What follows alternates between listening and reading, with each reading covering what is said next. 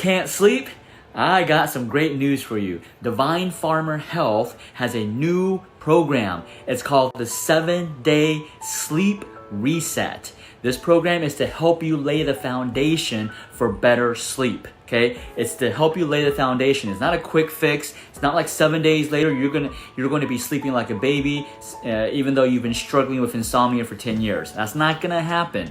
What's going to happen is it's going to help you lay the foundation for better quality sleep, right? Because the real true fix is you got to restore your organ function, right? Taking pills, whether it's medication or supplements, it doesn't restore function. That's why when you take it, it works. When you stop taking it, your insomnia, your sleep goes back to being terrible because you didn't fix the root cause. The root cause is organ dysfunction. You have to determine which organs are causing your insomnia. Now, whether that's inability to fall asleep, inability to stay asleep, you waking up 10 times a night, you don't get good quality sleep, you only sleep 4 hours a day, 2 hours a night, you sleep 8 hours a night, but you wake up feeling like crap. That's all because of organ dysfunction. But before we focus on restoring organ function, you need to lay the foundation. Now I'm going to post a link below.